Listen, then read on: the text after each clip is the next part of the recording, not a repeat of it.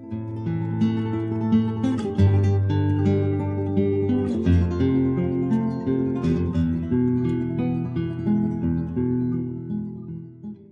is Dr. Perry Phillips on the Historical Geography of Israel, Lecture Number 2, The Hill Country. Hello, I'm Perry Phillips. We're continuing with our discussion of the land of Israel.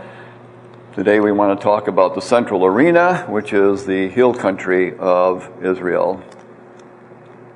I want to review a little bit what we did last time. We talked about Israel as the land between. And recall that it is the land between the Mediterranean Sea on the west and the large Arabian Desert on the east, and that brought up interesting weather patterns that we discussed, but is also the land between the large populations to the north and populations to the south.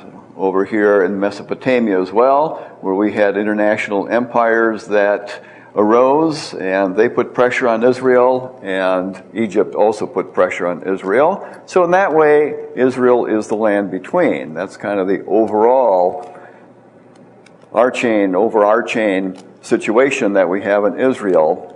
What we want to do is take a look a little bit at topographical zones of Israel, and then we're going to be concentrating on the central area.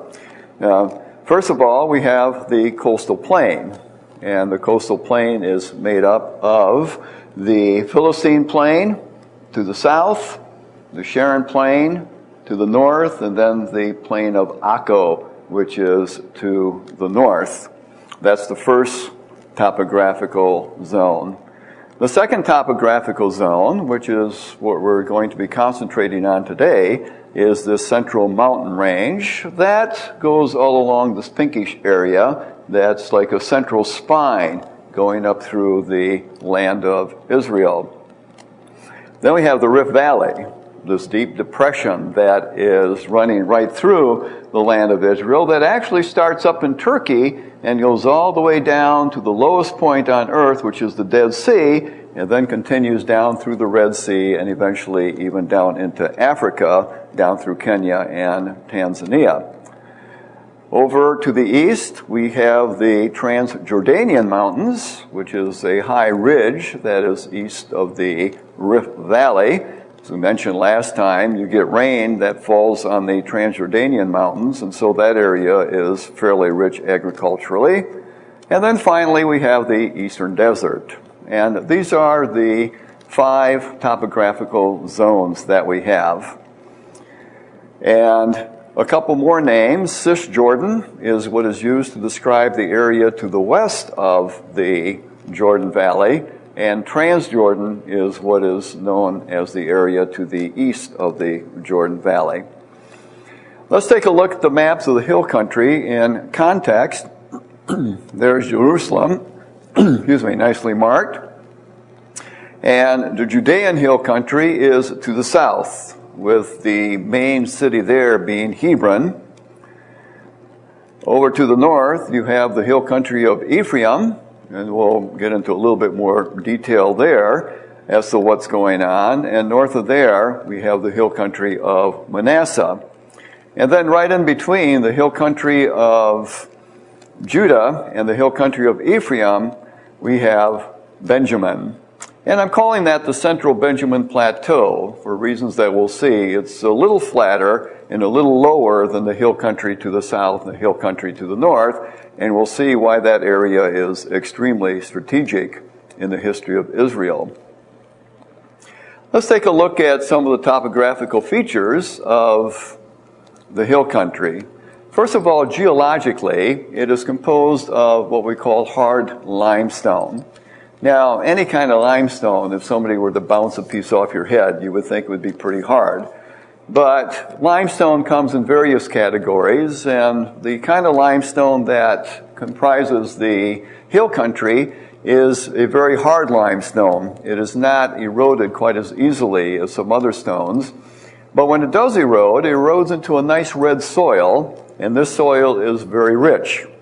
The other thing we find about the hill country that is composed of this hard limestone is we have a lot of springs in the area. They're in the valleys, the water, the groundwater is able to come out in springs.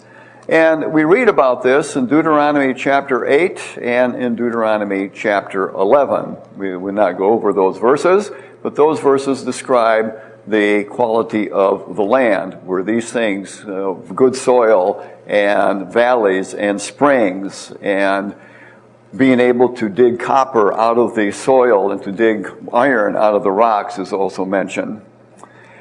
Topographically, as I mentioned, we have ridges, we have very deep valleys, and we have natural terracing. I'll show you a picture of that in a moment and how that ties into the agriculture of the land. Travel is not easy because the valleys are very deep. So one doesn't travel in the valleys because they're very narrow and very deep. On the other hand, one doesn't try to cross the valleys, so how does one travel in the hill country? One travels along ridges, continuous ridges, from one place to another. And then agriculture. Agriculture is on the terracing of the hill country, the terracing of this hard limestone, and what you find primarily is olive trees and vines. But in between, you can get some other things growing, like pomegranates, and sometimes some wheat and barley is planted as well. Culturally, these areas are more isolated because of the difficulty in traveling. Well, here's an example of what I'm talking about in the hill country. You notice this looks like steps, and these is the natural terracing. This is the way the hard limestone breaks down in the hill country.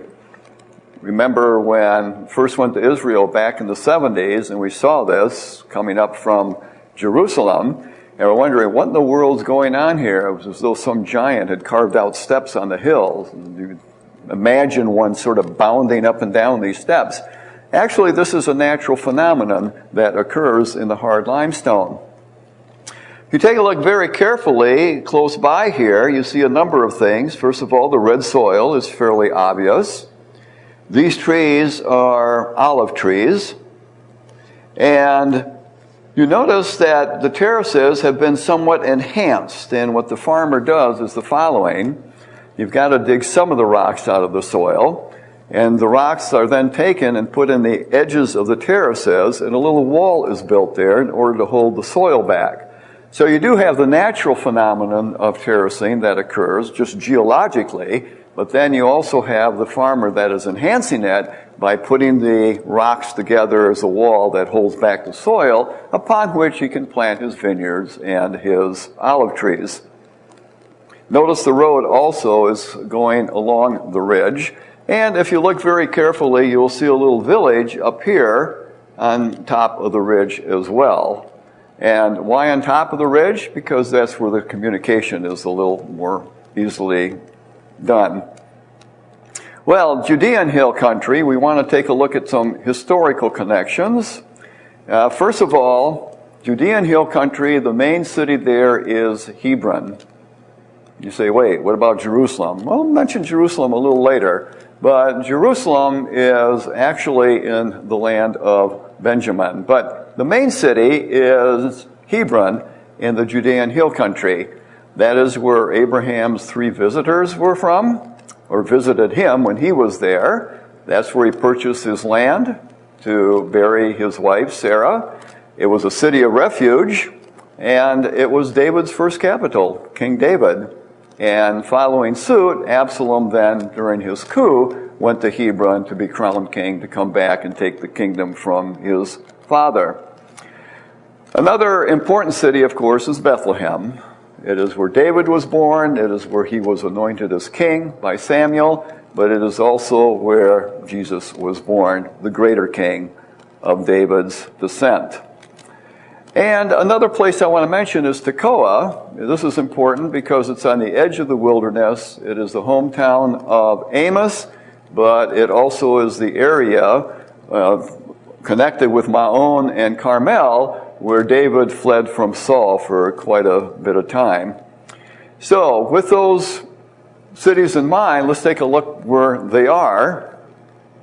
You can see Jerusalem up here to the north, and again, it's right on the border of Judah, but it really is in the tribal area of Benjamin.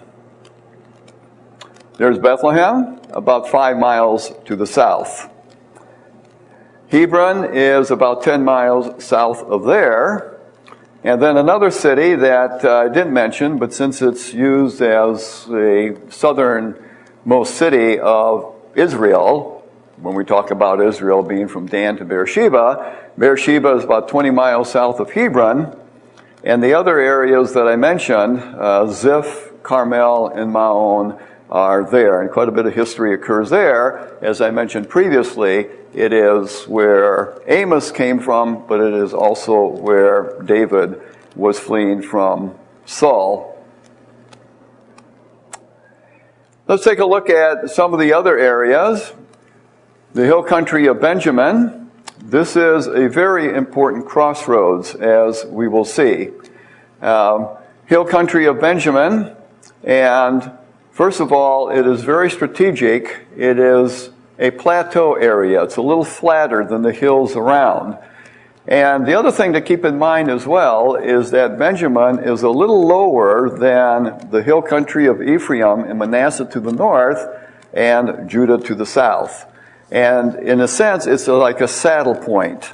And what we'll see as a result of this saddle point, it becomes the most reasonable way in order to move east and west from the area of Transjordan across the Jordan Valley and then over Benjamin and over to the coast.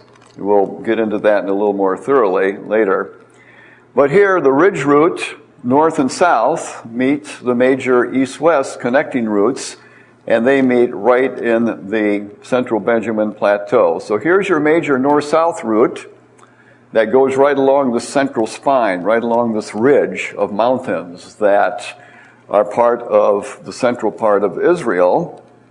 And here is your east-west route. And the crossroads are right there in Benjamin, just slightly north of Jerusalem. Important cities in Benjamin. Jericho. Jericho is where the Israelites first came in to the land of Israel after their 40-year wandering. And Jericho is considered the back door of Jerusalem. Remember that Jesus, on his last ascent up to Jerusalem, started at Jericho and went up to Jerusalem. So Jericho is the back door of Jerusalem. Bethel is to the north, and the boundary with Ephraim. Bethel's an important city in connection with patriarchal history, both in the coming into the land of Abraham and then later on Jacob as well. Geba and Michmash say a few things about them. An important battle took place there between Saul and the Philistines. Say a little bit about that. Major cities right in the central of Benjamin are Gibeah, Ramah, and Mitzpah. Gibeah is where Saul's palace was located. This was his hometown. Well, I use palace in quotes because it wasn't very elaborate. Gibeon, the great Gibeonite city, along with Beerot, Kephirah, and Kiryat Yearim. Remember, Joshua fought a big battle to protect Gibeon from surrounding city-states that had ganged up on it, and we'll see from the map why this is a very important place. Gezer is the front door to Jerusalem from the west, and then finally, of course, we have Jerusalem as part of this complex of cities in the central Benjamin area. Well, let me just say a few things about history, some historical events that occurred in this area. I mentioned the conquest, the Gibeonite cities and their location. This is in Joshua chapter 9 and 10. And when we look at the map, we'll see why the king of Jerusalem was so concerned about these cities falling into the hands of the conquerors, that is, the Israelites that had come in under Joshua. Transition to the monarchy, we find Samuel in the central Benjamin area. His hometown was Ramah. Very, very important city strategically, but also the hometown of Samuel as he judged the people of Israel before King David came and King Saul before that. I mentioned that Saul's hometown was in Gibeah. sometimes called Gibeah of Saul. I know it's get confusing because there's a town called Gibeah, there's one called Gibeon, there's one called Geba, and it's hard to keep all those straight. But all of them are based on a Hebrew root word, Gib'ah, which means hill, because they're all on a hill. Jonathan and his armor bearer are part of the topography at Geba and Michmash, and we also have continuous battleground after the split of the kingdom in this area called Ramah in Benjamin, which is the crossroads of the major north-south and east-west route. Well, okay, enough of that. Let's try to see how all these things tie together. Central Benjamin Plateau. See the tribal area of Benjamin as it is outlined here. Jerusalem to the south. Okay, and I've added a couple other cities in there. Gibeah of Saul, which is just to the north, and Ramah, which is a little bit to the north of there. If you want distances, Gibeah is about 3 miles from Jerusalem, maybe 2.5 miles from Jerusalem, so that gives you the scale of what we're talking about here. This is the Central Benjamin Plateau.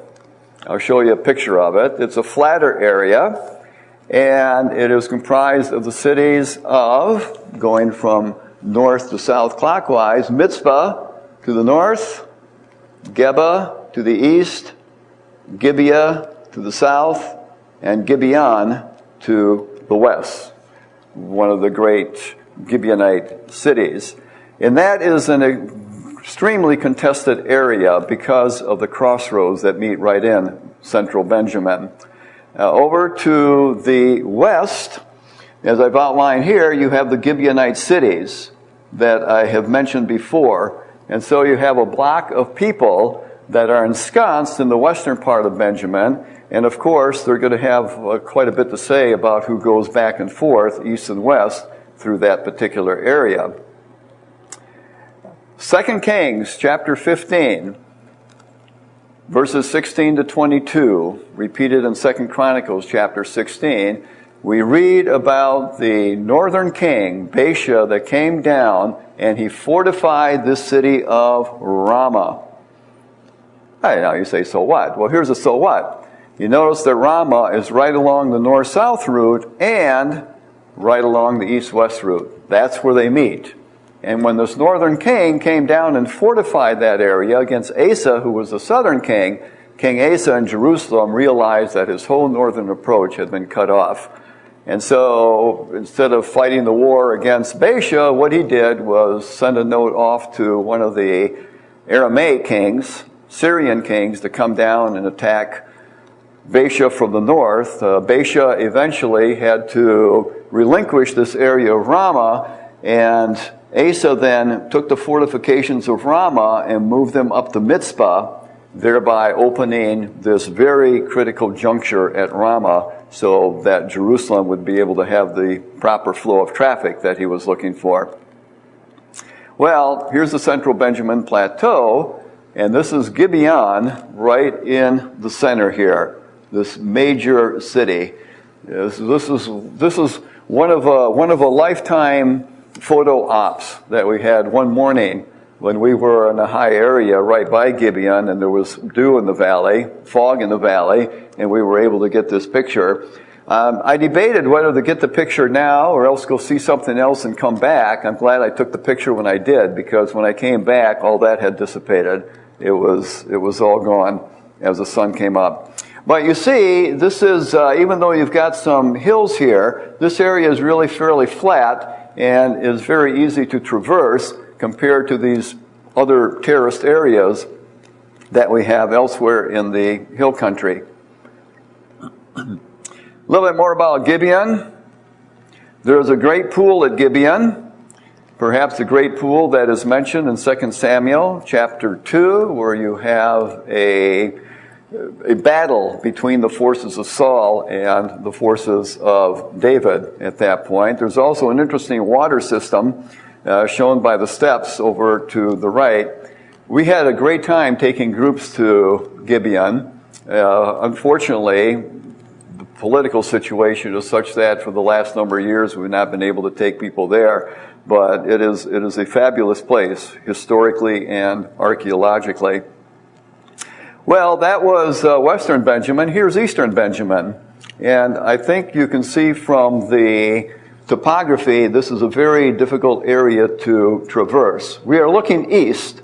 This is Wadi Mukmas, and you're looking all the way out, and right there, if you look very carefully, is the Dead Sea. And if you look even a little more carefully, up here, you can see an outline of Transjordan.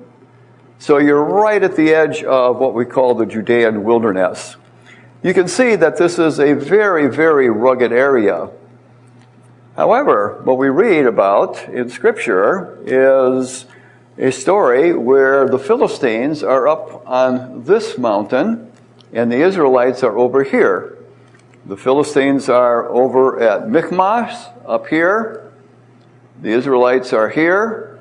And we have that very harrowing story of Jonathan and his armor bearer in 1 Samuel chapter 14.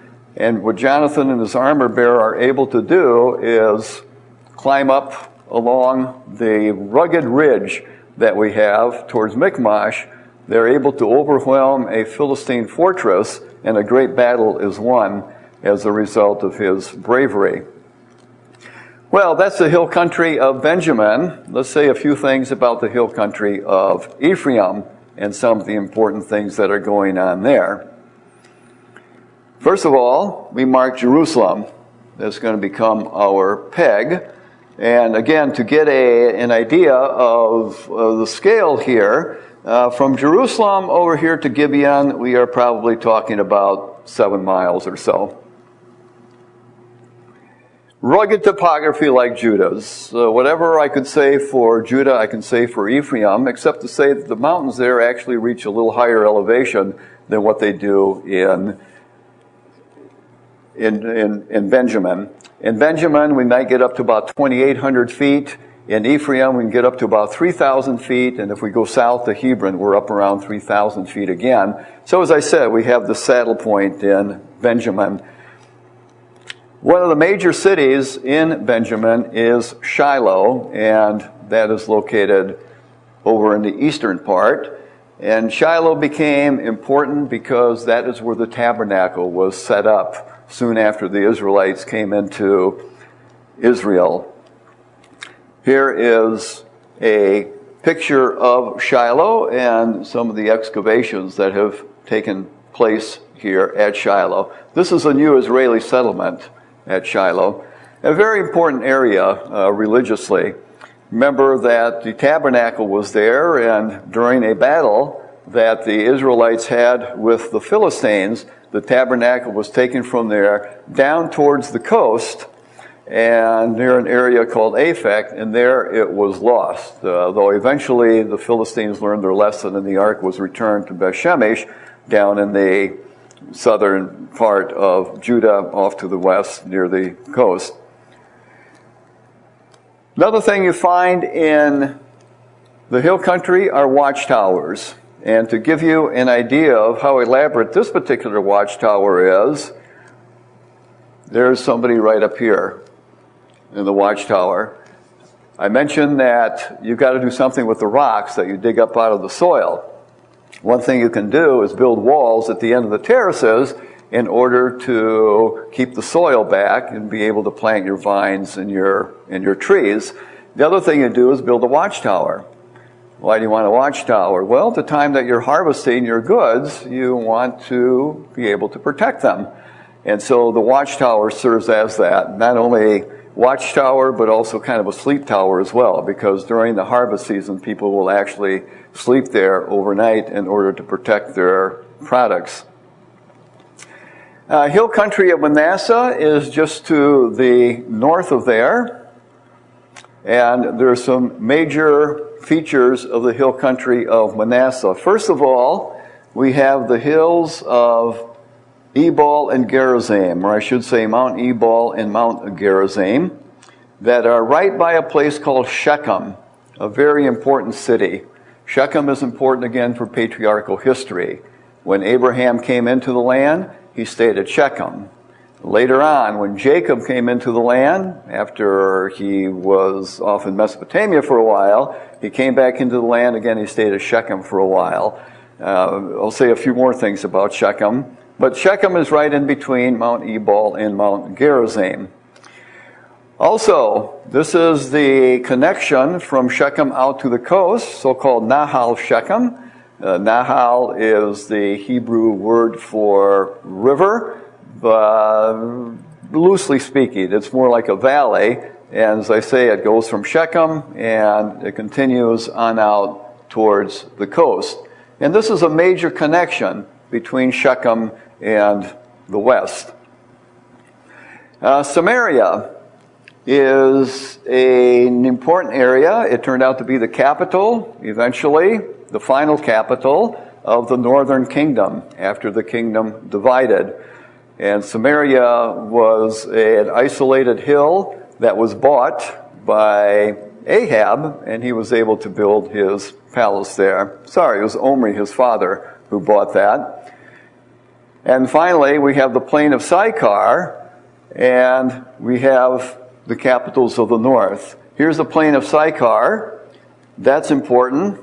It is just a little bit to the north of Shechem. That is the area where Jesus met the lady at the well. All this is happening in Manasseh.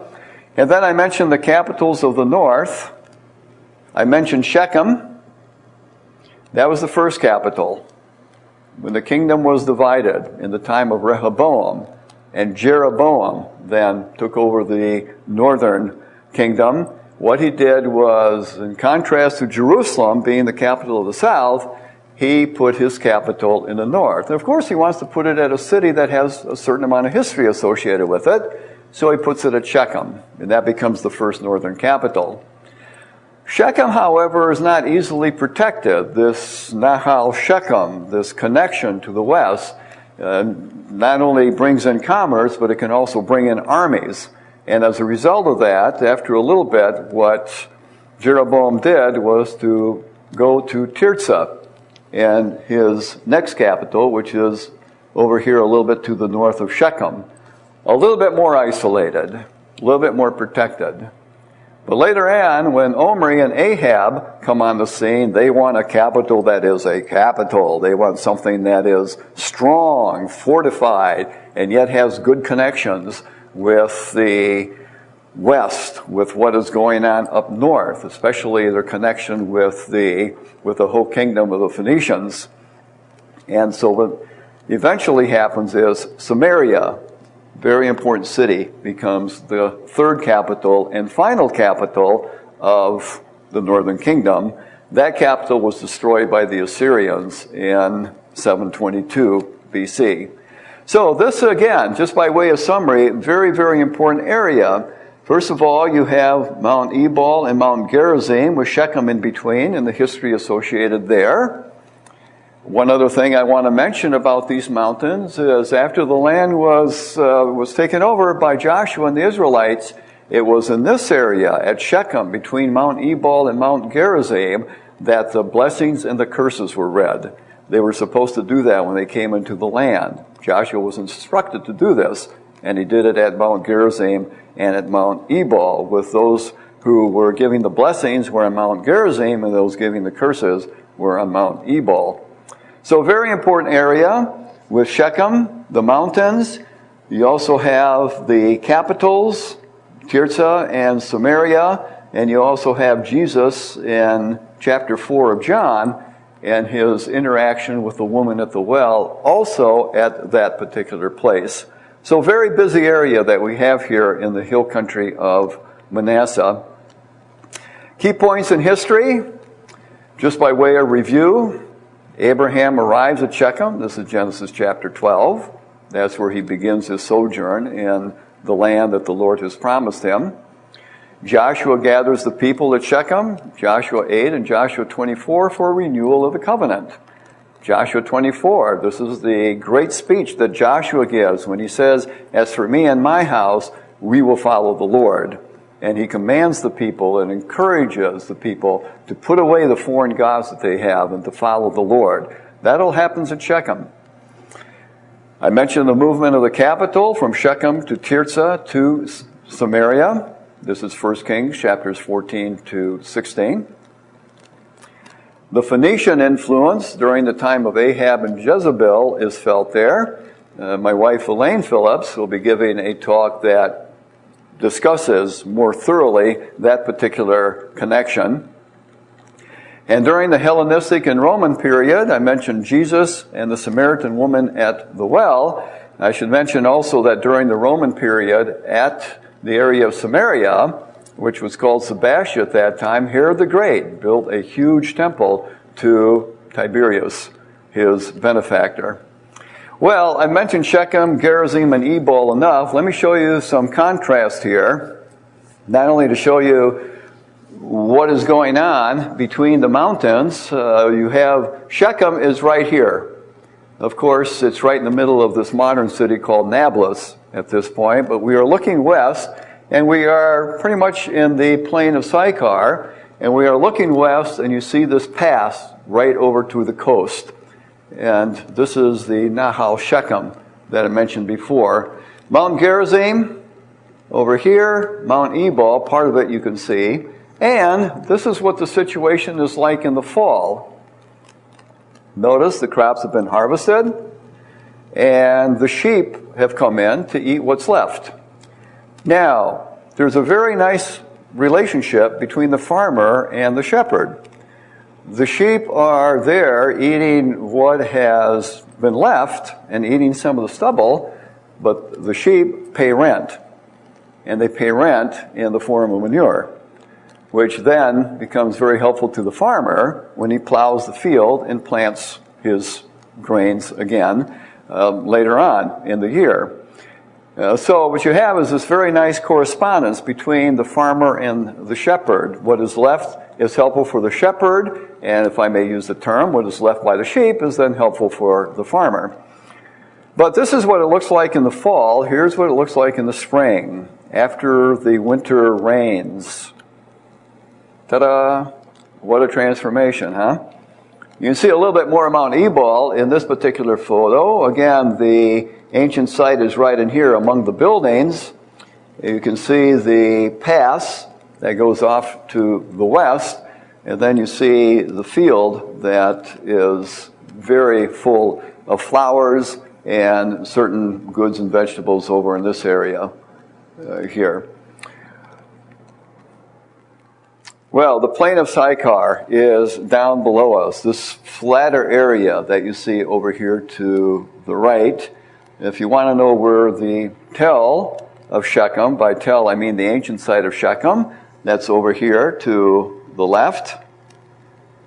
The pass is to the left of that. We are looking north towards Tirzah, which I mentioned is just a few miles down this wadi, so-called Wadi Beta, is where Tirzah is located. And although I haven't mentioned it before, Tirzah has a nice connection right down to the Jordan Valley with so-called the Farah Valley. But more on that later when Elaine talks about this area. Looking north from Samaria, from the hill of Samaria to the rest of Manasseh, you see again it's very hilly. It's not quite as rugged as areas to the south, but still very hilly, still lots of rain, lots of dew. Transportation is a little easier than what you find in Judah, and it's really a very comfortable area to live in. But here's the one problem. Since it's a little more open than what you have in Judah, you have greater commerce with the rest of the world, with the nations around, but it's easier for enemies to conquer Samaria than what it is Judah. And we find that working out in the Old Testament, where the northern kingdom fell before the southern kingdom fell. Part of that, of course, is spiritual, because the southern kingdom followed the Lord longer than what the northern kingdom did. But just from a geographical, historical standpoint, it is much easier to conquer the land of Samaria than what it is to conquer the land of Judah. It's much easier to traverse through the mountains of Manasseh than what it is even farther south in Ephraim, and certainly farther south in Judah. Well, Samaria, I've mentioned, was a palace area. Let me just say a couple things about Samaria, and then we will be finished with this lecture. We read that Samaria had a glorious palace that was built by Ahab. We also read that one of the characteristics of the palace was ivory. Ivory was used for a number of items, jewelry boxes, earrings, etc. Ivory is even used today in many parts of the world for those kinds of accoutrements. This is the palace area. It was strongly fortified, but interestingly enough, in the archaeology, they have found a number of things that are mentioned by Amos, for example, who condemns the northern kingdom for its idolatry. And a number of items, palace items made of ivory, were found in this palace area. I mentioned that history repeats itself in a way. We had not only the palace, but we also had idolatrous worship going on in Samaria. And later on, during the Roman period, when Herod the Great was ruling the land, he wanted to honor his great benefactor in Rome. And so he built a temple there and called it Sebaste. Sebaste is the Greek name for Augustus. And this is a temple for Augustus. These are the stairs that are leading up to the temple of Augustus. And Herod was never one to do things in a small way. Just to give you an idea of how big this temple was, I want you to concentrate on one of the column bases. This column base is actually turned upside down. But just to give you an idea of how big this column base was, and to give you an idea how big the temple itself must have been, we need a meter stick. And the meter stick here is my wife. And here she is stretched out across the column base. So when it came to a matter of grandeur, Herod knew how to do it. In fact, Josephus, the historian, tells us that the temple to to Augustus was so large that 30 miles away in Caesarea, when the ships came in and the sun was low in the western horizon, they could see the glint of the grand temple that Herod had built all the way up into the hill country in Sebastian. Well, a subsequent talk will pick up from here, and at this point I will end the discussion of the hill country of Israel.